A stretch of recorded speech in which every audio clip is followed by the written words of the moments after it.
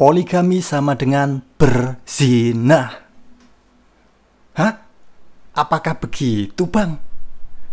Disclaimer terlebih dahulu, kita membahas iman Kristen dan Alkitab. Tidak ada ngomongin di luar itu, tidak ada ngomongin agama lain, tidak ada ngomongin kitab suci agama lain. Kita membahas iman Kristen dan Alkitab ya. Nah, poligami sama dengan berzina. Masa sih, Bang? Di sini kita akan sedikit membahas tentang perzinahannya itu ya. Bang, daripada zina kan lebih baik poligami. Ya itu kan katamu, kata manusia. Kata manusia. Bukan kata Tuhan. Bukan firman Tuhan. Daripada ini kan mending poligami, Bang. Daripada begituan di luar pernikahan. Itu kan katamu.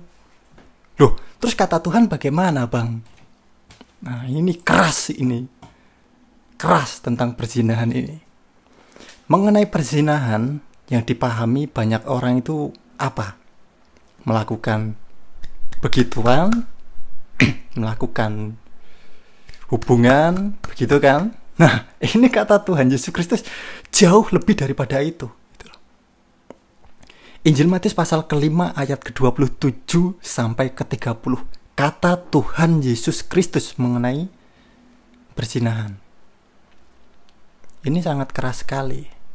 Kamu telah mendengar firman, jangan berzina. Tetapi Tuhan Yesus Kristus berkata apa? Tetapi aku berkata kepadamu, setiap orang yang memandang perempuan serta menginginkannya sudah berzinah dengan dia di dalam hatinya. Saya ulangi. Setiap orang yang memandang perempuan, nah ini nggak cuma perempuan ya, laki-laki juga sama ya. Setiap orang yang memandang perempuan serta menginginkannya sudah berzinah dengan dia di dalam hatinya. Jadi contoh gini. Kamu sudah punya pasangan ya, sudah punya istri, sudah punya suami. Kemudian kamu memandang, kamu menginginkannya. Kamu sudah berzinah dengan dia di dalam hatinya. Sudah berzinah itu. Jadi berzinah itu pengertiannya bukan kemudian melakukan gini baru dikatakan berzinah. Tepuk tangan ya. Ini sangat-sangat keras sekali. Firman ini.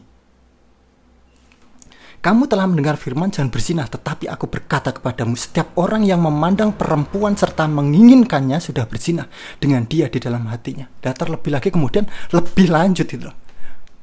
Kamu sudah punya pasangan, kemudian kamu melihat, wow, ganteng ini, wow, cantik ini, wow, badannya, aku menginginkannya. Dia sudah berzinah di dalam hatinya. Terlebih lagi kok malah dilanjutkan lebih lanjut.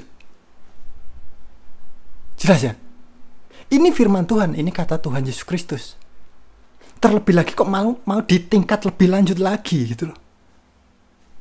Ini firman yang keras. Apa ayat berikutnya?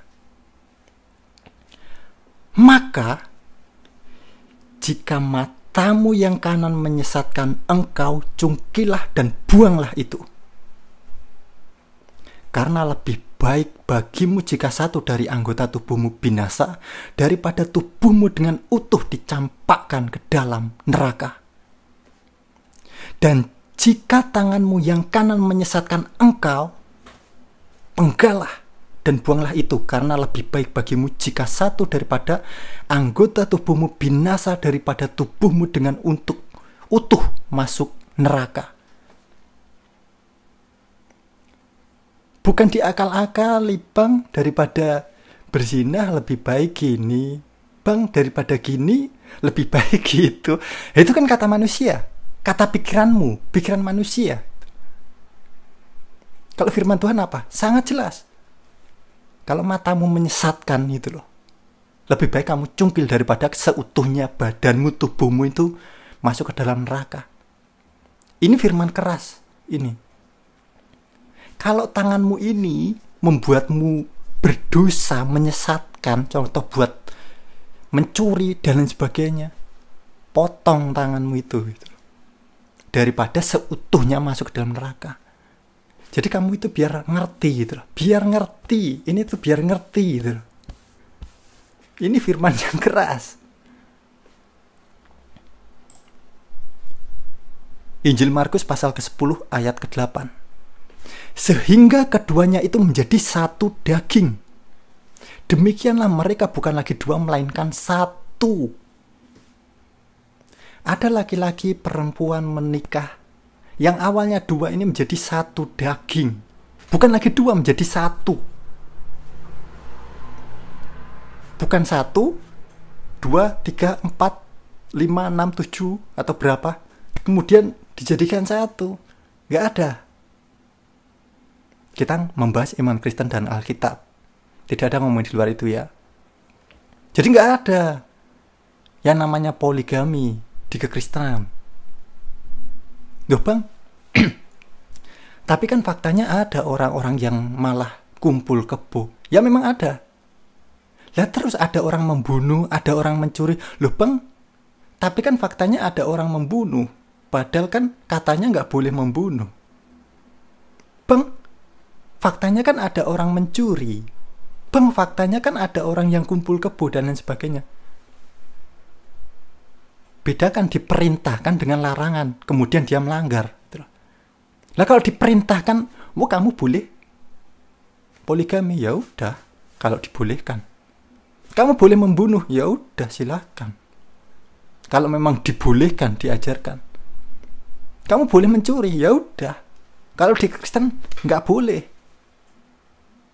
Kemudian ada kata lagi, loh bang, tokoh-tokoh di dalam Alkitab kan ada yang berpoligami juga. Oke, saya berikan contoh. Bapak Abraham, nah ini bapak-bapak orang beriman. Jangan dipikir kemudian Bapak Abraham itu poligami ya dengan Hagar. Oh itu Bapak Abraham poligami. Boleh kita contoh. Ngerti nggak ceritanya? Kalau cuma meyakini, mengimani, udah pokoknya percaya, beriman tentang kitab Taurat, perjanjian lama, Bapak Abraham, tetapi nggak ngerti ceritanya, ya jadinya ngawur. Tuhan telah berfirman kepada Bapak Abraham dan Sarai bahwa akan mendapatkan keturunan yang disebut anak perjanjian itu loh, Ishak. Tuhan ini telah berfirman, nanti kamu akan mendapatkan keturunan. Tetapi sampai tua ditunggu-tunggu gak dapat keturunan. Akhirnya apa? Lemah iman, goyah iman.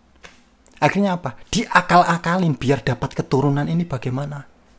Sarah menyuruh Abraham untuk mengambil Hagar. Ini sudah melawan Tuhan. Sudah nggak percaya lagi dengan Tuhan. Sudah goyah iman. Loh, jangan dibenarkan itu. Justru kemudian Bapak Abraham, Sarah mengambil Hagar. Ini karena sudah lemah iman, gak yakin, diakal-akalin biar mendapatkan keturunan. Padahal Tuhan sudah berfirman, kamu akan mendapatkan keturunan. Setelah mengambil Hagar, poligami, Tuhan sudah berfirman kan, akhirnya apa? Ya terkabul, meskipun sampai tua. Ini kan mustahil kan? Orang sudah tua, tapi kok masih bisa mengandung itu loh, bisa melahirkan loh. Bapak Abraham, Sarah, sudah tua, sudah lanjut umur. Itu mustahil. Namanya Tuhan kok melahirkan Ishak, anak perjanjian itu. Tuhan ini kalau sudah berfirman ya pasti terjadi. Jadi bukan diakal-akalin. Kalau ada apa-apa minta sama Tuhan, minta sama Yang Maha Kuasa. Waduh, saya ada kekurangan, ada sakit, gak bisa mengandung, gak bisa melahirkan. Minta sama Tuhan, sama Yang Maha Kuasa. Contoh seperti Bapak Abraham dan Sarai. Usianya sudah lanjut, sudah umur. Mustahil untuk bisa mengandung dan melahirkan. Lah bagi Tuhan, nak, yang gak ada yang mustahil. Bisa terjadi. Orang mati bisa hidup kembali. Orang buta bisa melihat. Orang tuli bisa mendengar. Orang bisu bisa berbicara. Mau meragukan kuasa Tuhan? Biar mendapatkan keturunan, kemudian diakal-akalin poligami. Contoh kemudian Bapak Abraham, Sarai mengambil Hagar. Jangan itu dibenarkan, poligami itu. Karena sudah meragukan Tuhan, menyepelekan Tuhan. Tuhan ini maha kuasa nggak sih? Nggak percaya lagi. Gitu. Harus percaya sama Tuhan, minta sama Tuhan. Bukan diakal-akalin. Oke?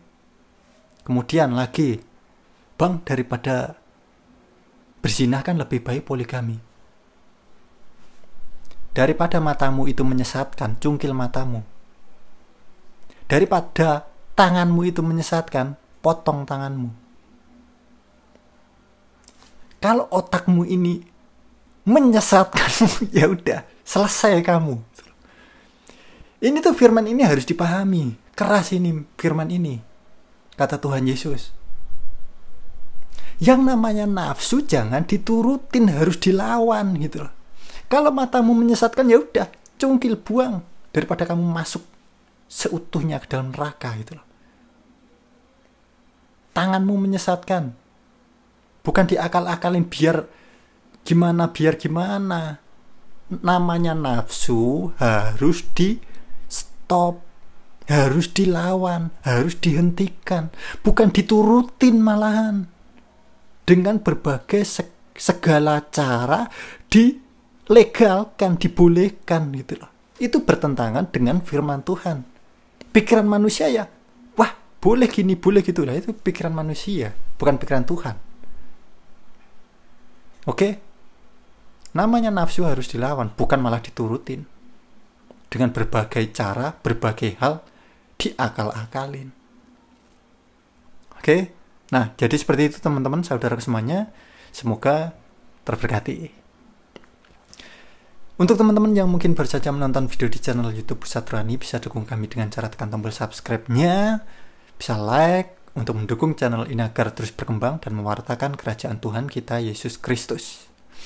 Untuk teman-teman yang sudah subscribe, sudah like, terima kasih banyak.